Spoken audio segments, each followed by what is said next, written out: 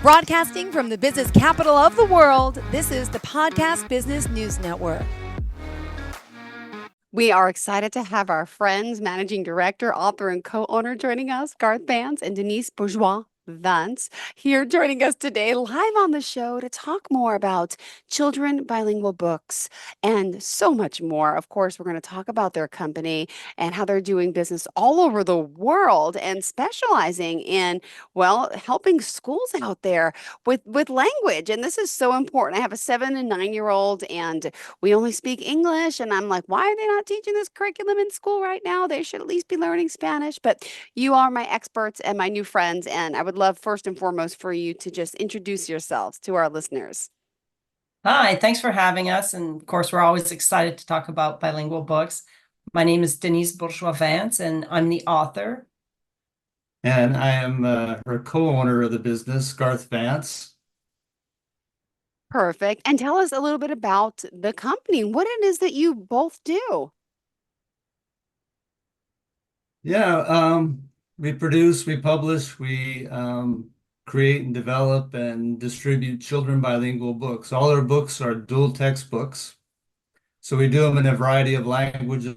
We do them in 19 different languages. Oh, wow. Or 29 languages, Denise. Wow. So like right now, we have Arabic, Armenian, Burmese, Chinese, Dari, Farsi, Filipino, French, German, Haitian Creole, Hebrew, Hindi, Japanese, Korean, Mohawk, Polish, Portuguese, Punjabi, Russian, Somali, Spanish, Swahili, Swedish, Thai, Turkey, Ukrainian, Urdu, Vietnamese, and Wow. we're working on Hawaiian.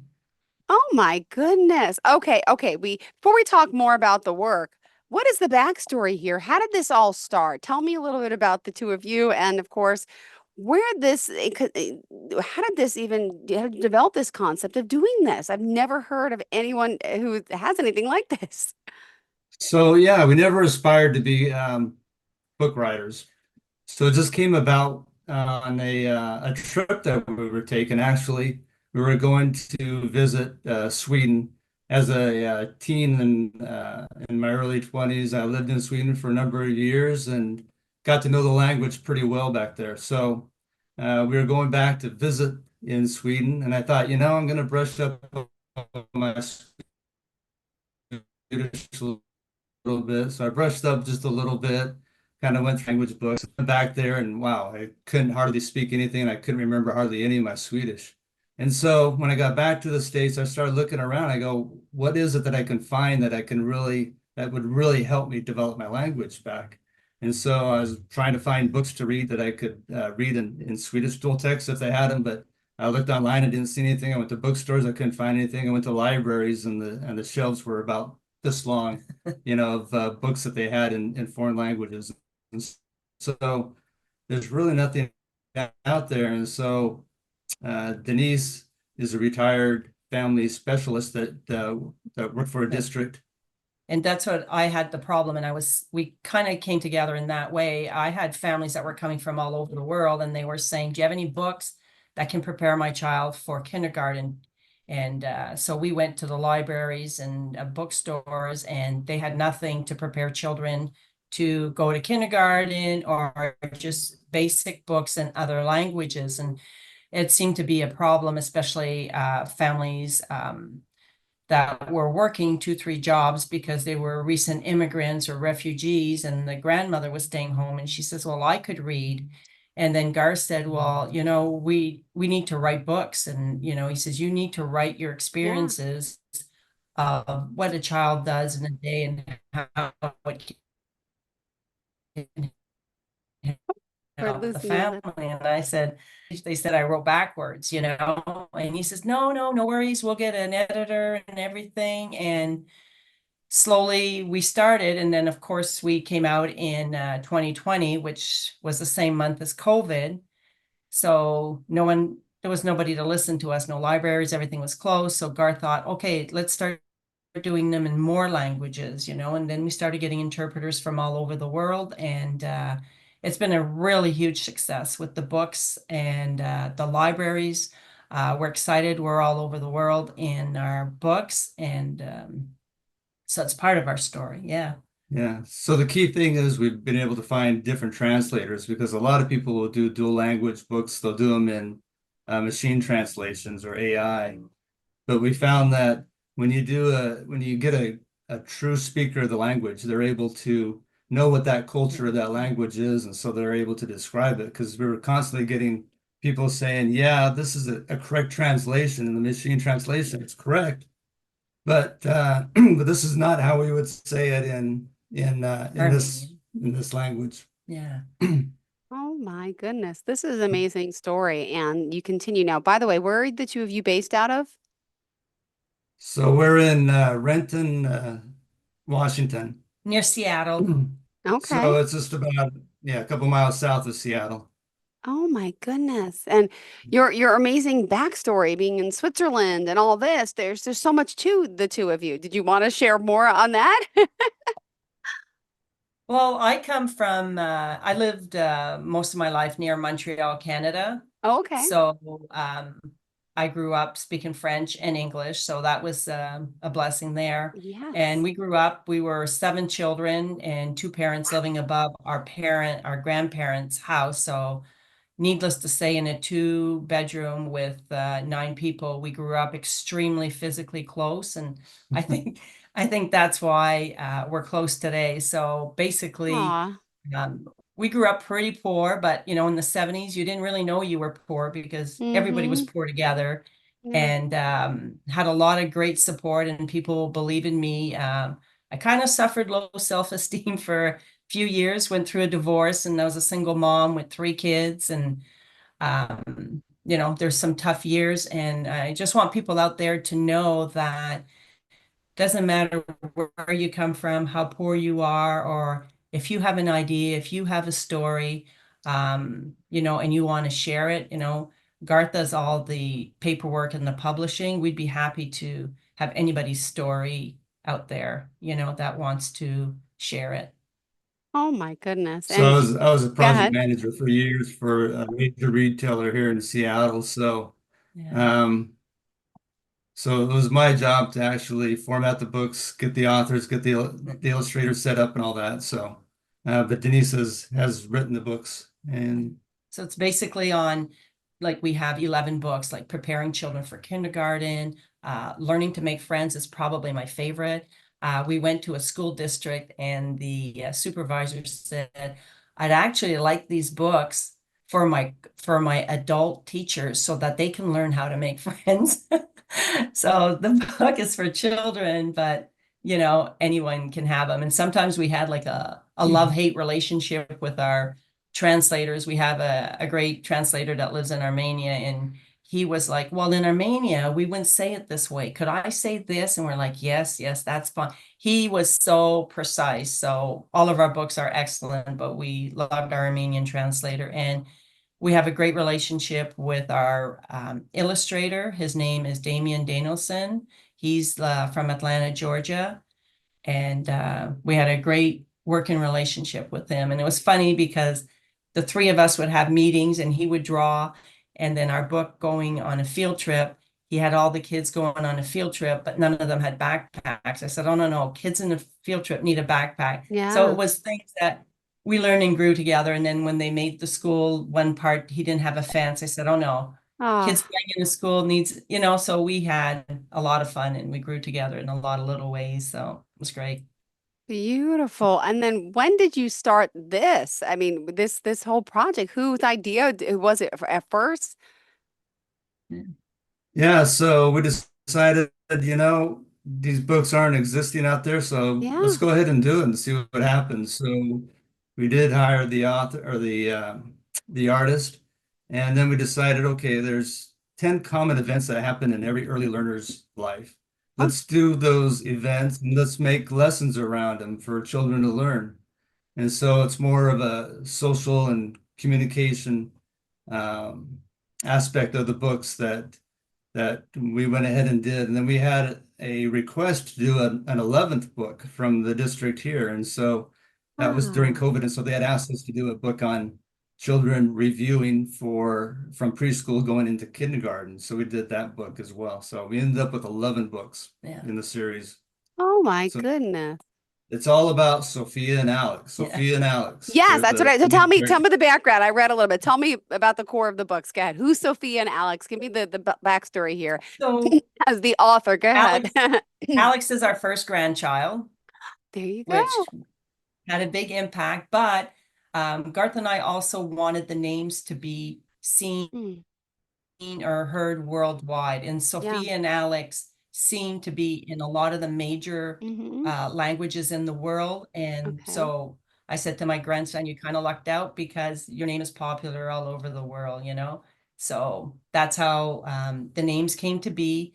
And then Garth and I did some research. So we tried to have all the children. So he researched, you know, Japanese names, Korean names, to try to have all those children in the book.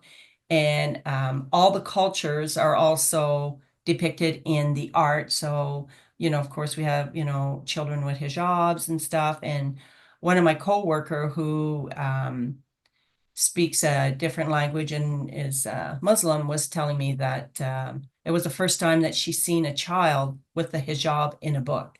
Wow. And my Latina friend kind of surprised me. And she says, it's the first book, Denise, that I've read that I feel included. She says, there's a Okay. lot of Latina books out there, but it hmm talks about, you know, grandma and abuela making a burrito. It's about the culture. But she says, just to be in a book, she says, it's the first book that I've read. So that touched me. But probably the most one that touched me is a Vietnamese reader who said, this has been a big moment for me because I've been my mom who speaks mostly Vietnamese,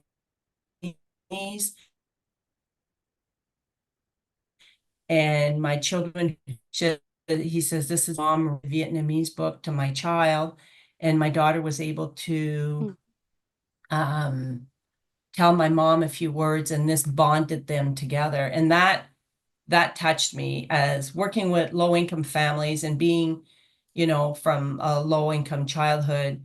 um, I like to see these children read the books and feel included, right? Because, you know, we Yeah. all want to feel included. And these books have really, we didn't realize how big the impact was, but people come and tell us all the time, I feel so included. I feel so included, you know? Yeah, they're really connected to the books, and I think it's mostly the immigrant population that's coming in the United States, coming in and be able to go to the library and see their language, their home language, and have those books for their kids. Bring them home. Their grandparents can read it to them. Their parents read it to them, but they get a feel for what their family language is. Got it. This is fascinating and amazing. And when did you start this, by the way? When did you start the first book?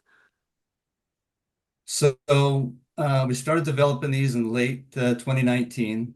And then, like we said, we hit COVID in Got February it. of hmm 2020. And that put it into some of our marketing and whatnot. So we had to wait a couple of years. So in the meantime, we were developing these other languages. Oh Yeah. my But goodness. it's completely fascinating being able to talk to translators from all over the world. Yeah. Because you get a feel for their culture, you get a feel for the language, and it's very interesting just to see how they work and see how they enjoy so much presenting their Yeah. language. They're really proud of their language, and you can see it in the translations that Y- the effort they put in, you know, like when again our Armenian translator said, well, we don't say come to circle in Armenia. We say this. Can I say it a different way? I said, of course, we want it, you know, translated into exactly what you're thinking. All right. Well, let's talk a little bit about And then these. of course,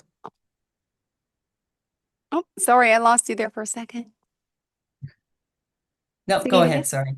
I know, I'm sorry, there's a little bit of a glitch. I was just going to ask about, bilingual children in general. I was reading, you have an article on the site saying why bilingual children excel in learning. I think it'd be great to hear, the reasoning behind all this, obviously. You're exactly spot on because when children learn a second language, they learn their first language a lot better. So when children come into, different programs in schools, they have great programs for second language learners.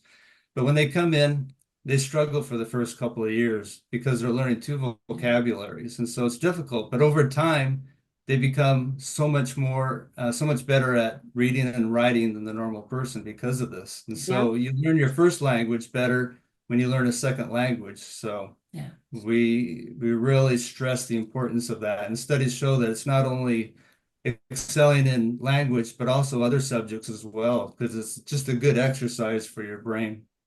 Amazing. All right. And let's talk. You also have events coming up. You do personal one-on-one. So you're traveling all over doing events too, right? You're reading to children as well, yourself and your co-author.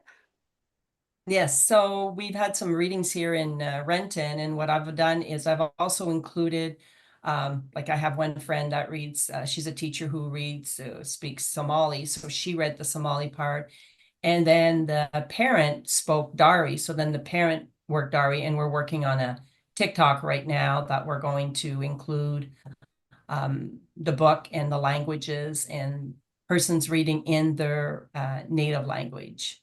But we do school events as well, so we try to make them fun and engaging and humorous, throw some games in there. And so we do Yeah. these events for schools.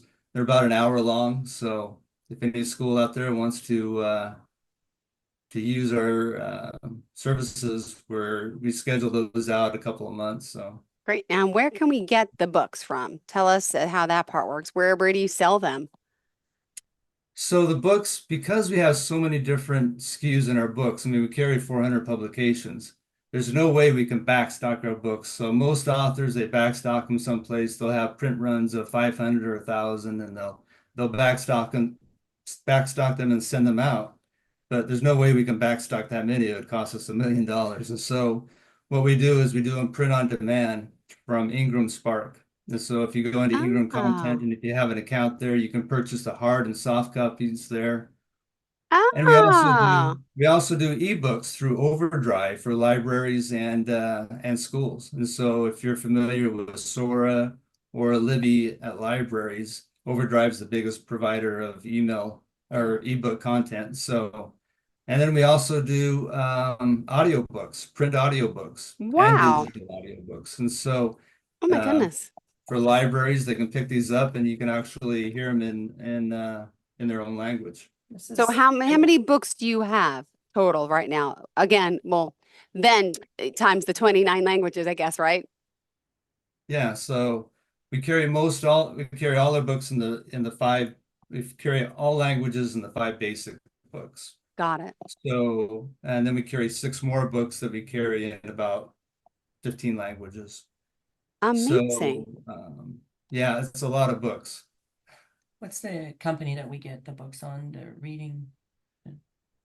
From Ingram Spark and then from Overdrive for And the other ebooks. one? And then Vox Books, Yeah, we have Vox books. which are the talking books. And they can get them in the libraries for free, and they get, a lot of them have ebooks, but you know, if they're listening and they want more books, call your libraries and tell them, hey, we'd like more books in these different languages. They're Wow. on Amazon too. Yeah. But we sell mostly to schools and libraries, but anybody could pick the books up either at their library or they can order them online or get them through their school. Great. And let's remind everyone all the ways we can contact you. So give us the website and social media pages, please. Yeah, we're at www.childrenbilingualbooks.com. Books has an S. And children, no S. So Got it. you will get that mixed up, but it's childrenbilingualbooks.com. Yeah, and they can send the email directly to Garth. Like if somebody just wants to order 30 Sure. of them, their own, we can sell them directly to them also. And you could also email us at service@childrenbilingualbooks.com. Amazing. Now, Denise, being that you're the author, right? How did you, even get, these characters in mind? How did you come up with the idea? Well, I think a lot has to do because I work with refugees and Mm-hmm. low-income families. I saw their needs. I saw what they did in a day, what Yeah. the children like to do. And so I just basically said, okay, this is what happens in the day of a preschooler. This is getting ready for kindergarten. Our daughter, Stephanie, is an elementary school teacher. So she helped write, prepare for kindergarten.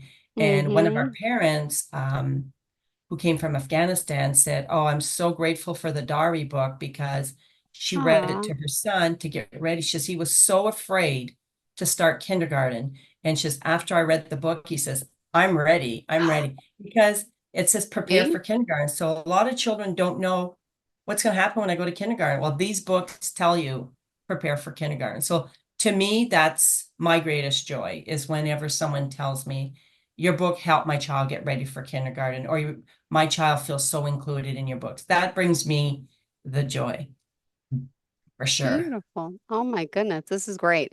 Well, in our last few minutes together, how did you want to leave off with your listeners about who could maybe benefit from these books? Who else are you reaching out to try to get them, into the right hands of these children? So we're definitely trying to get them into schools. I think that's the biggest Mm-hmm. effort that we have, and that is it's not always easy just being able to contact the schools, Yeah. but those that have received it are very excited about them and want them in their book. So every school has a different demographic. Every library has a different demographic, and so they can pick and choose like a smorgasbord which languages they want to bring in. So I mean, we do a lot of business in the States. Uh, Believe it or not, in Ohio, we do a lot of business in Ohio and California and New Jersey, New York. We do a lot of books, and so Indianapolis. once they catch on to it, they may get one book or two books, but after a while, they go, "Wow, I'm going to start stocking up on these other languages as well," because there's shelves in the libraries and foreign books are about this big for Yeah. children. They're just non-existent. And I think one reason is because traditional publishers, it's too expensive to do translations on these books, and it's not their business model. But for indie writers, it's great. They can do these, and we encourage them to do the Yeah. same thing that we're doing. But it's hard to organize and get that together and do so many of these books at one time. So we've kind of found ourselves in a spot by ourselves in publishing. Amazing. Well, it's a pleasure having And we're you an older here. generation. Go ahead. We're an older generation, so there's a quote from what's his name? Oh, yeah. Anyway, Tell there's us a the quote quote. from C.S. Lewis, you're never too old to be successful, or you're never too old to start something. And I think we're both in our 60s, and so you're never too old, and no matter your background, no matter where you come from, you can be successful, and we're here to help in any way if anyone wants to reach out.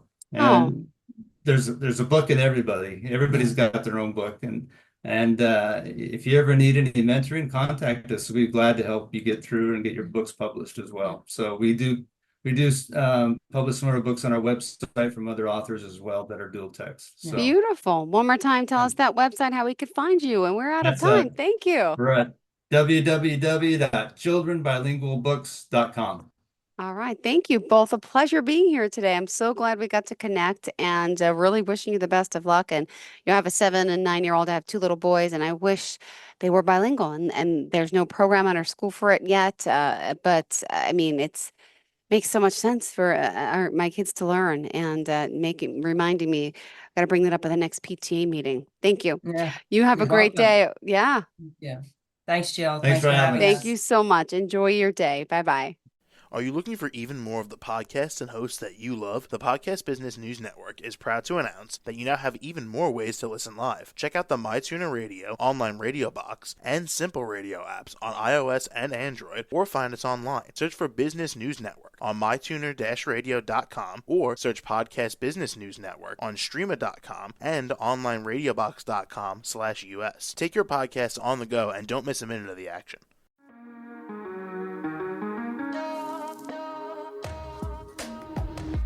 Broadcasting from the business capital of the world, this is the Podcast Business News Network. For nearly 2,000 severely injured veterans, everyday life has become filled with barriers. Day-to-day simple tasks can become pretty daunting. I have to carry my chair up 2 flights of steps or have somebody do it for me. What scares me the most is just the falling. When I'm struggling with my house, I think, to have that one great barrier just knocked down, it's crucial. Home for Our Troops is a wonderful nonprofit that builds a mortgage-free, fully adaptive, handicap-accessible house. And there's no catch. It'll be our very first home that we've ever owned. This is a game changer. This is where your life begins again. We need you to join us in completing this important mission. Please visit hfotusa.org and help build homes and rebuild lives. Because of you, everything's going to be okay.